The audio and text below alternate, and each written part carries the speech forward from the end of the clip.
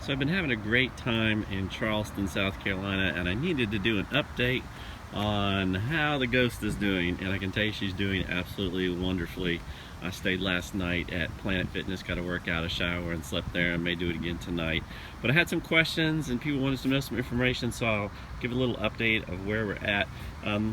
So somebody was more information about the Dometic refrigerator, so I thought I'd do a little bit about that. So you can get a remote for this, and I don't necessarily recommend it because it's kind of fidgety and it eats up batteries. There's a 12-volt adapter, but it loses range all the time. So about all I found it good for, it'll tell you whether it's on or it's on standby, tells you the temperature and the voltage. The voltage is generally what I find interesting, so I put it right here when I'm sleeping. And then if I wonder in the middle of the night or wake up and wonder what the voltage is, I can check it and make sure the battery's not draining. So far, it's been full all the time. I'm not seeing any difference. Now, what I found is more effective is buying this indoor-outdoor thermometer that Walmart used to sell it, but they don't sell it anymore. What I like is because it's so small. So it does both indoor and outdoor, and it does the high and the low. So the indoors is the temperature of the unit, 74 is the low, 95 is the high, and then the remote is the outdoor. And I have the remote in the refrigerator, and it's showing the low of 50 and the high of 56. I'll show you inside why that's so helpful. You set the temperature on the front, but it's kind of misleading. You don't know which temperature is where, and it changes based on the size. So here you have the remote control. So I move it around because I don't want anything to freeze, because if you have it freezing, you're going to get condensation on this. You're going to get ice on the side. Right now I just get condensation, so worst case the water goes to the bottom and I'll have to soak up the water. So I keep it just short of freezing. So it's going to be coldest on this side and warmest on this side over the compressor. So I kind of just keep it over here. And that remote, I used to go in the house with the other unit and I could see the temperature in here.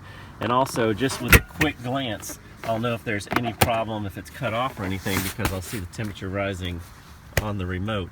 And right now I keep the remote up in the dashboard and I just check it once in a while, and that's worked out really well. As far as how I power it, I've got the 12-volt plugged in right here, runs through the wire here to the back and into my 12-volt power system. So it comes up right here, goes into here, and then I have it wired into here with a fuse, and the negative goes in there. I had some interest about the divider, and I found the best place to store it is like this. I leave the metal in place, I scooch it up as small as I can over here behind the passenger. I take a Velcro strap and strap that. Now, I tried several different things. You don't want it going down too low because it'll interfere with the vents on the refrigerator. I tried putting it here, but then when I'm going down the road, I want to be able to open this with one hand and get something out of it. And if this is sitting here or here, it kind of binds that up and makes it difficult. So about the best place I found is I take the bottom, kind of tie it back and do it again, and then just set it in this little hole right here between the seat and the door. So I've had several people question about how I'm filming it, because the picture is really clear, and I use an iPhone 7 Plus. But I found when I was uploading videos at 30 frames per second, where they compress it was losing so much clarity, and it was jittery and jumpy. So what I do is, I also tried 4K and that didn't make any difference. So what I found that works best was setting it to 60 frames per second and doing it at 1080p, and that has worked out real well. That makes for monster size files, and my phone I think is not that big, the memory. So what I bought was this great little thing here. You can get it on eBay or Amazon. This is kind of a multi-purpose card reader. So on this end you have a lightning plug, and on this end, if you pull this little insert just right, you'll get the Android plug, and then you have your USB plug. And in the side here I have a 16 gig fast memory card. You got to get the fast ones, because if you don't, your phone's going to overheat and your card's going to overheat. So make sure when you dump it, I have to dump everything to the memory card every project. So a project in order to get a 9-minute video out, I have to have at least 5 gigabytes free on the phone. So after every video, I download the finished here, and then I delete everything off my phone and start over again. So I've had some good input from a viewer online about how to heat more efficiently. Using the engine isn't the best way to heat, and it would be nice to be able to not have the engine kick on during the night and make the noise and all. So been doing some research into electric blankets. I've got an inverter, but it's a big inverter. It's 2,000 watts and it uses an amp if it's doing nothing. Maybe a smaller inverter, heating pad, electric blanket. They make a really nice 12-volt thermostat blanket, but it's over $100. But that's an option. But when you put it on level 1, it uses about 1 amp, so it's low draw. But those are some kind of things. Right now, it's in the upper 80s in Charleston right now. So right now, my biggest thing is staying cool. I want to speak a little bit about clothing organization, because that can get out of hand real quick, and then you're just drowning in clothes. So I've been trying this out because I wasn't sure it would work before I showed it to you, but so far it's been doing pretty good. So what I did was this dead space right down here. I put a black towel over it, so if you look in, there's nothing of interest. But what I've got is I've got a bin. Now what I've done is I've just rolled up my shirts, t-shirts, gym shorts, long sleeve shirts, jeans and all, and I put it in that one bin. And then I have a shoebox bin right here where I've got underwear and socks. And I can reach all of that from the seat behind it. So when I'm sitting back here getting ready, getting dressed, all I have to do is kind of dive over the edge here, and I can pick out whatever clothing I need. So I've got these mesh bags, and they sell them at Walmart. And so what I'm doing is, as I get dirty clothes, I can put them in these mesh bags, and then they tuck real nicely here in these cubby holes. I've also found I've got just enough room when the hatch is closed. If I can get it to stay there. When the hatch is closed, I can tuck one there. And then my gym bag up there can fit up there. So I have to keep this main part clear because I am somewhat claustrophobic, so I got to stay organized and keep stuff or have as much open space as possible. Something that's worked out extremely well is personal care items, and I wanted to test this out for a while before I showed it to you, but this has really worked out well because I pretty much, when I'm getting ready for bed and when I'm getting ready in the morning, I do everything from sitting right here. And I didn't want one of those big hangers with all the things because it just was up in my face and kind of cluttered. So what I did is I came up with just the bare minimum stuff I need each day or twice a day, morning or night. And so this is a very small tray and it fits under the seat.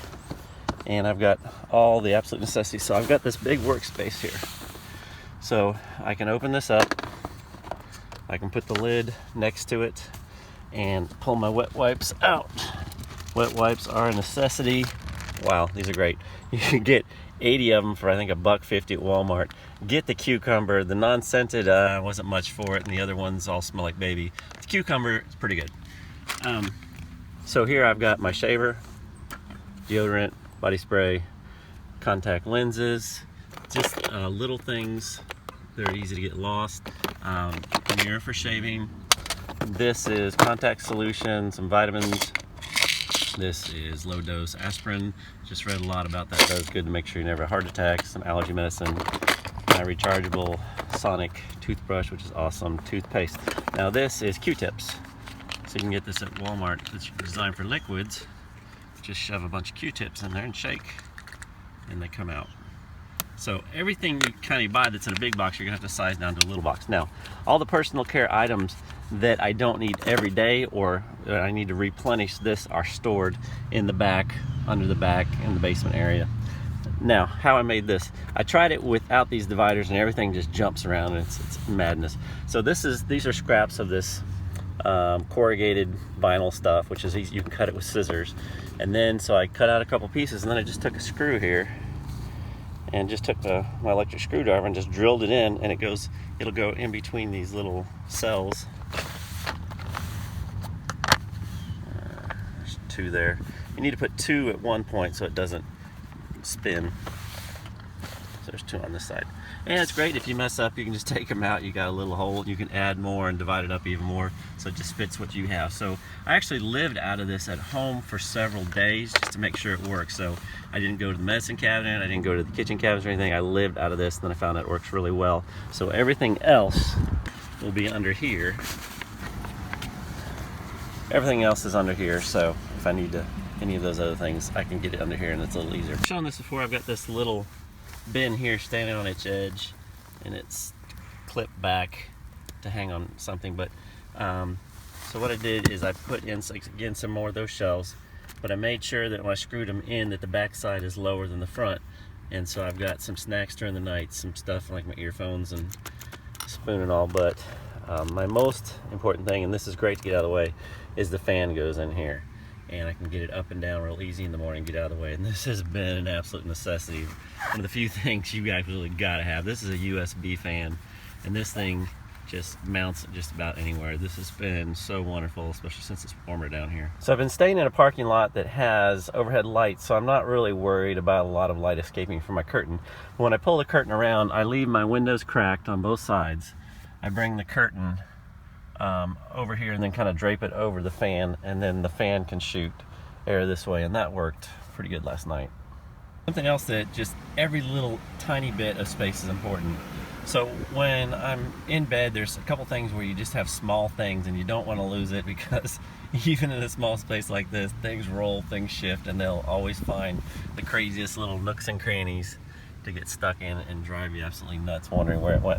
So here's the little pull here where you put your finger. So here I keep my chapstick, and then on the one over here I keep, which is an absolute essential, earplugs. Another absolute essential, because people come through parking lots in the middle of the night and want to tell you and show you how well their bass works. So I'm in Lowe's right now, and I want to spend a little time in the car working on some videos, working on other things. So I don't need the divider curtain. I can leave the windows open. To get some nice airflow, I don't want to leave the hatch all the way open, but what I did is I fashioned from some scrap this little guy here, and it's just some more of that plastic with duct tape through it. And there's this little thing here that just kind of fits over that, and then I can lower this, because it'll latch if you don't. And then I've got just that nice little bit of airflow. I wanted to thank everybody for their kind comments and encouragement. I've really appreciated it, and several of you have asked questions. Keep the questions coming. I enjoy answering them, and I don't have a lot of followers, so it's easy to keep up with. And then I'm keeping kind of a running note on things that people want to know about and group them all into a video like this.